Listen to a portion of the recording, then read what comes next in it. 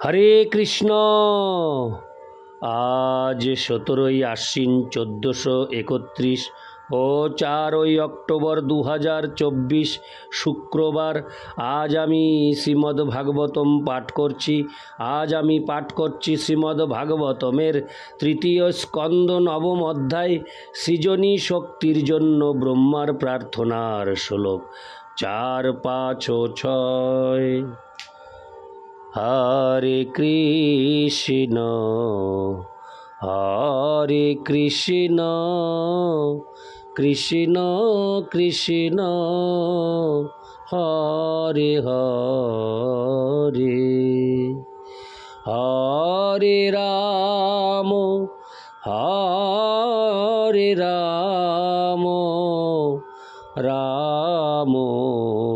রাম হরে হরে।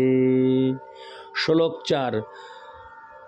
তদ্দা ইদং ভুবন মঙ্গল মঙ্গলায় ধ্যানে স্ম নো দর্শিতং ত উপাসকানাম তস্मै নমো ভগবতে হনু বিধেম তুভ্যং জোহনাদৃত নরকো ভাগবীর সৎপ্রসঙ্গই।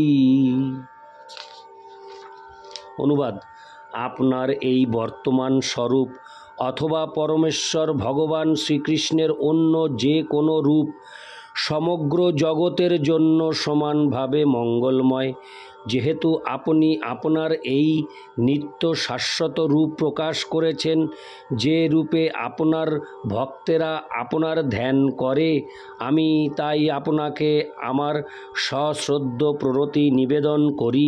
যারা নরকগামী তারা আপনার সবিশেষ রূপের উপেক্ষা করে, কেননা তারা জড় বিষয়ের চিন্তায় মগ্ন।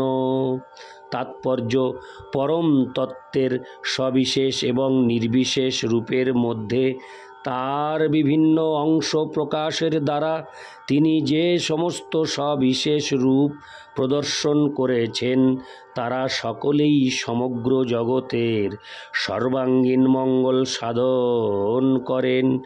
ধ্যানের মাধ্যমে ভগবানের সবিশেষ রূপ পরমাত্মা রূপেও পূজিত হন, কিন্তু নির্বিশেষ ব্রহ্মজ্যোতির কোনো পূজা হয় না।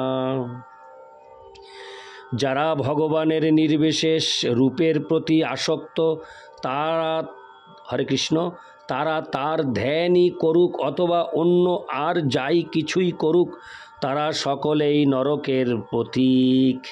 সেই সম্বন্ধে ভগবদ্গীতায় 12:5 বলা হয়েছে যে নির্বিশেষবাদীরা কেবল মনোধর্মী জল্পনা কল্পনার মাধ্যমে তাদের সময়েরই অপচয় করে, কেননা তারা বাস্তব বস্তু থেকে কুতর্কেই অধিক আগ্রহী।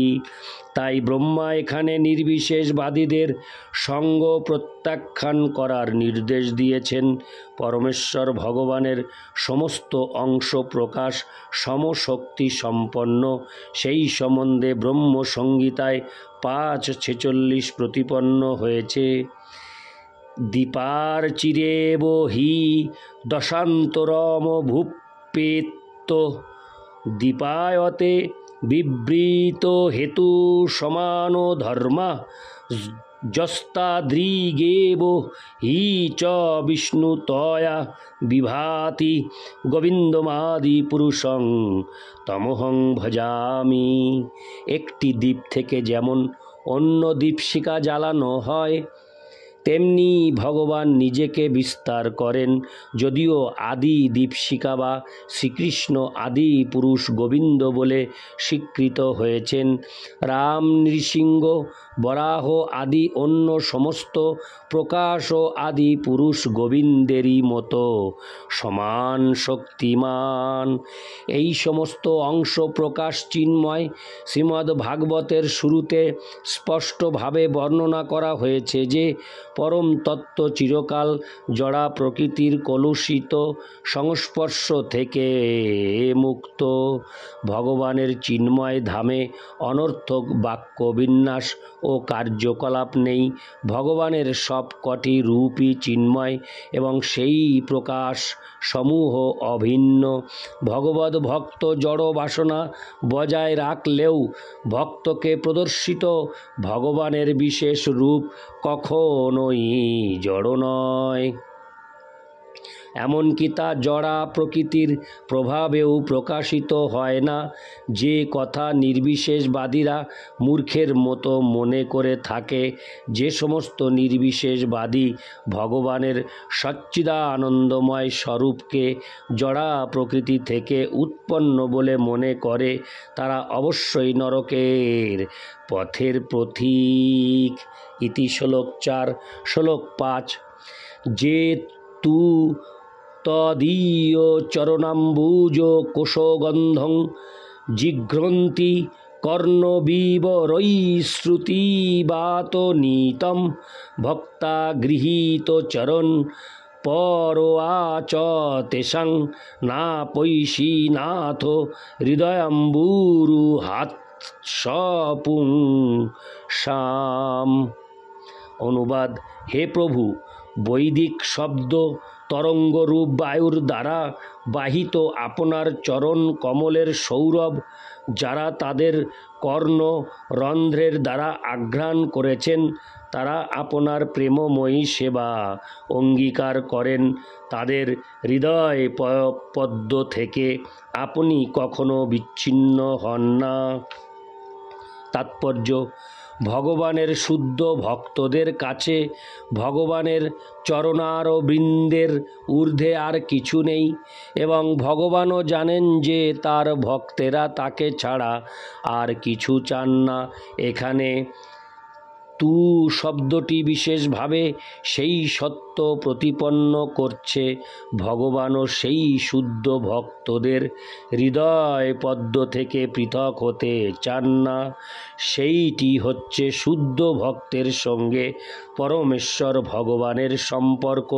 যেহেতু ভগবান এই প্রকার শুদ্ধ ভক্তদের হৃদয় থেকে বিচ্ছিন্ন হতে চান না, তার ফলে বোঝা যায় যে নির্বিশেষবাদীদের থেকে তারা তার অধিকতর প্রিয়।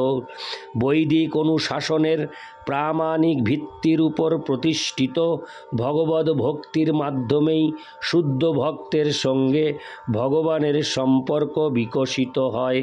এই প্রকার শুদ্ধ ভক্তেরা ভাবুক নন, পক্ষান্তরে তারা যথার্থ বাস্তববাদী, কেননা বৈদিক শাস্ত্রে উল্লিখিত তত্ত্বকথা শ্রবণের মাধ্যমে যথার্থ তত্ত্বজ্ঞান লাভ করেছেন। যে সমস্ত বৈদিক মহাজন, তাদের কার্যকলাপ সেই সব মহাজন কর্তৃক অনুমোদিত। এখানে পরোয়া শব্দটি অত্যন্ত তাৎপর্যপূর্ণ। পরাভক্তি বা ভগবানের প্রতি স্বতঃস্ফূর্ত প্রেম ভগবানের সঙ্গে ঘনিষ্ঠ সম্পর্কের ভিত্তি। ভগবদ্গীতা ও শ্রীমদ্ ভাগবত আদি প্রামাণিক উৎস থেকে ভগবানের শুদ্ধ ভক্ত কর্তৃক গীত, ভগবানের নাম, রূপ, গুণ ইত্যাদি শ্রবণ করার মাধ্যমেই কেবল ভগবানের সঙ্গে সম্পর্কের এই সর্বোচ্চ স্তর লাভ করা যায়। ইতি শ্লোক 5। শ্লোক 6। তাবদ্ভয়ং দ্রবীণ দেহ সুরিন্নিমিত্তং শোক স্পৃহা পরিভব বিপুলশ্চ লোভ তাবন্ন মেত্ত সদবগ্রহ আর্তিমূলং যাবন্ন তেহং ঘ্রীম ভয়ং প্রবৃণীত লোক। অনুবাদ: হে প্রভু, এই জগতের মানুষেরা সব রকম জাগতিক চিন্তায় হতবুদ্ধিগ্রস্ত হয়ে পড়ে। তারা সর্বদাই ভয়ে ভীত থাকে। হরে কৃষ্ণ। তারা সর্বদাই ভয় ভীত থাকে। তারা সর্বক্ষণ তাদের ধন দেহ এবং আত্মীয় স্বজনদের রক্ষা করার চেষ্টা করে। তাই তারা সর্বক্ষণ শোক এবং অবৈধ বাসনায় পূর্ণ থাকে। তারা আমি এবং আমার এই নশ্বর ধারণার ভিত্তিতে লোভের বশবর্তী হয়ে সমস্ত উদ্যোগ করে, যতক্ষণ পর্যন্ত না তারা আপনার নিরাপদ শ্রীপাদপদ্মের আশ্রয় গ্রহণ করে। হরে কৃষ্ণ।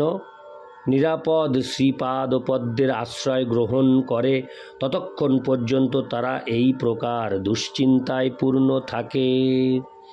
তাৎপর্য: কেউ প্রশ্ন করতে পারে, পারিবারিক বিষয়ের চিন্তায় যারা বিহ্বল তারা কিভাবে নিরন্তর ভগবানের নাম, যশ, গুণ ইত্যাদির চিন্তা করতে পারে? জড় জগতে সকলেই পরিবারের ভরণ পোষণ, সম্পত্তি সুরক্ষা, আত্মীয় স্বজন এবং বন্ধু বান্ধবদের সঙ্গে শান্তিপূর্ণ সম্পর্ক বজায় রাখা ইত্যাদির চিন্তায় মগ্ন। তাই তারা সর্বক্ষণ ভয় এবং শোকের দ্বারা প্রভাবিত হয়ে তাদের মান মর্যাদা বজায় রাখার চেষ্টা করে। এই প্রশ্নের উত্তরে ব্রহ্মার মুখ নিঃসৃত এই শ্লোকটি অত্যন্ত উপযুক্ত। ভগবানের শুদ্ধ ভক্ত কখনো নিজেকে তার ঘরের মালিক বলে মনে করেন না। পরমেশ্বর ভগবানের চরম নিয়ন্ত্রণের অধীনে তিনি সব কিছু সমর্পণ করেন। তার ফলে তার পরিবারের ভরণ পোষণ এবং আত্মীয় স্বজনদের রক্ষার চিন্তা এবং ভয় থেকে তিনি সম্পূর্ণরূপে মুক্ত হন। তার এই শরণাগতির ফলে তার ধন সম্পদের প্রতি কোনো হরে কৃষ্ণ ধন সম্পদের প্রতি কোনো রকম আকর্ষণ থাকে না। আর ধন সম্পদের প্রতি যদি কোনো রকম আকর্ষণ থেকেও থাকে তাহলে তা তার নিজের ইন্দ্রিয় সুখভোগের জন্য নয়, পক্ষান্তরে পরমেশ্বর ভগবানের সেবার জন্য।